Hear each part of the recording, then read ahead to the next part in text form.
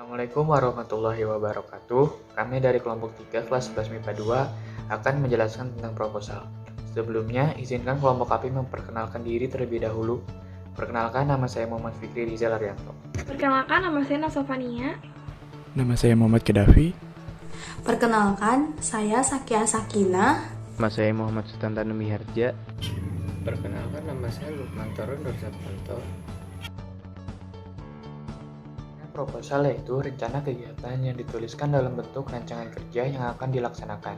Rencana kegiatan tersebut tentu saja harus dituliskan secara baik dan benar supaya pihak yang berkepentingan dapat memahaminya dengan baik. Proposal bersifat hanya sebagai usulan tertulis yang ditunjukkan kepada pihak-pihak yang berhubungan dalam suatu kegiatan. Kegiatan tersebut dapat berupa kegiatan bisnis, pengajuan, dana, proyek, hingga penelitian. Lalu ada tujuan. Tujuan yang pertama, untuk mendapatkan persetujuan dari pihak yang bersangkutan supaya dapat melaksanakan sebuah tugas. Yang kedua, apabila terkait dengan proposal pengajuan dana, maka proposal bertujuan untuk mendapatkan bantuan dana dari pihak sponsor. Yang ketiga, untuk mendapatkan dukungan dari pihak yang berkaitan dengan kegiatan tersebut. Yang keempat, apabila berkaitan dengan proposal proyek pemerintah, maka proposal bertujuan untuk melakukan tender atau lelang pada proyek-proyek tersebut. Yang terakhir, untuk mendapatkan penawaran kerjasama bisnis apabila berkaitan dengan proposal bisnis. Fungsi yang pertama dapat digunakan untuk mengajukan kerjasama bisnis kepada perusahaan sasaran. Fungsi kedua dapat digunakan untuk mengadakan acara tertentu, misalnya pelatihan, seminar, perlombaan, dan lain-lain. Ketiga, dapat digunakan untuk melaksanakan penelitian ilmiah. Keempat, dapat digunakan untuk pengajuan mendirikan suatu usaha.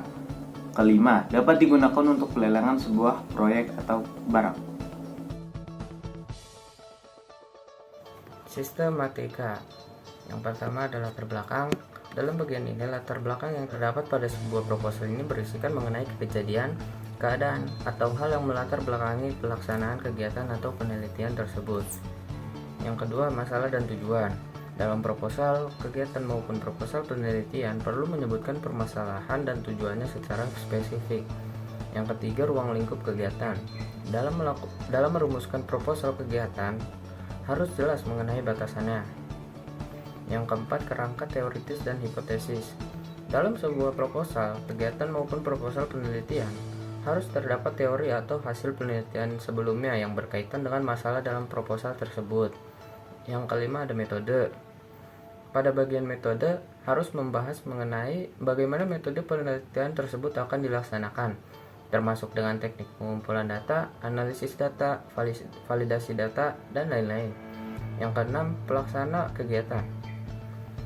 Dalam bagian ini perlu ditulis daftar personalia atau pelaksana kegiatan dengan dilengkapi pendidikan dan keahlian mereka.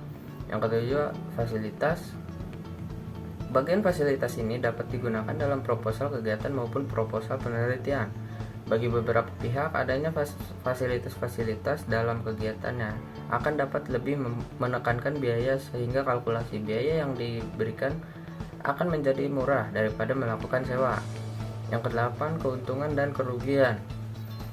Keberadaan bagian keuntungan dan kerugian dalam suatu proposal kegiatan maupun penelitian dapat berguna untuk meyakinkan penerima usul mengenai dana yang dikeluarkan nanti tidak akan sia-sia dengan yang akan diperoleh.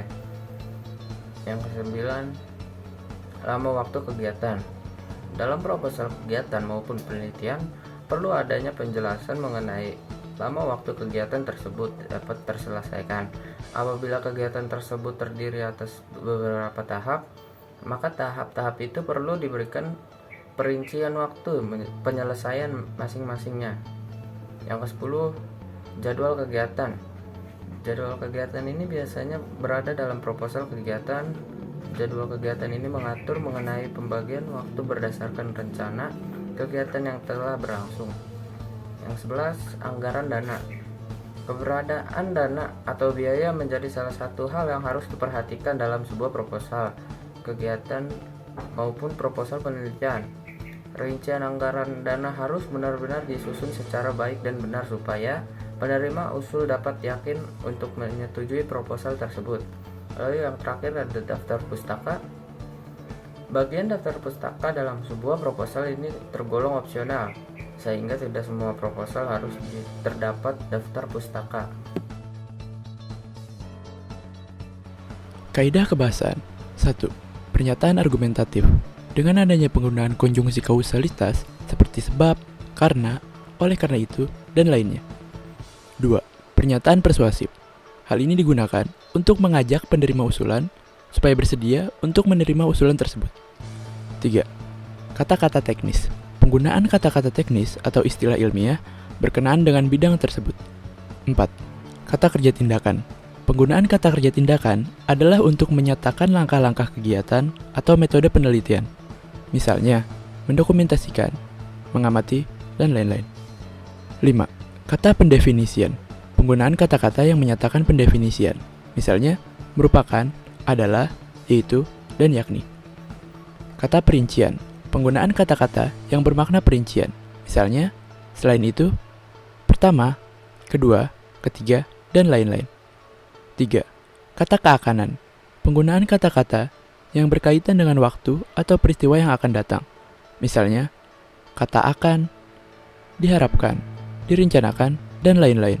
Hal tersebut karena sifat proposal yang menjadi sebuah bentuk usulan, rencana, atau rancangan dari sebuah program kegiatan. 8. Kata denotatif. Penggunaan kata-kata bermakna lugas atau denotatif. Hal tersebut penting karena untuk menghindari kesalahpahaman antara pihak pengusul proposal dengan pihak penerima usulan. Syarat penyusunan proposal. Yang pertama, lengkap. Dalam menyusun sebuah proposal, kita harus memperhatikan kelengkapan bagian-bagiannya, mulai dari latar belakang hingga daftar pustaka.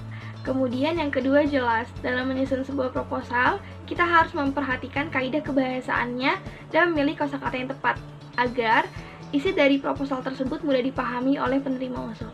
Kemudian yang terakhir, menarik. Dalam menyusun sebuah proposal, kita juga harus memperhatikan ilustrasi, ukuran huruf, tata letak, jenis huruf, dan lain-lain agar si penerima usul tertarik untuk membaca isi proposal tersebut. Cukup sekian yang dapat kami sampaikan, kurang lebihnya mohon maaf. Wassalamualaikum warahmatullahi wabarakatuh.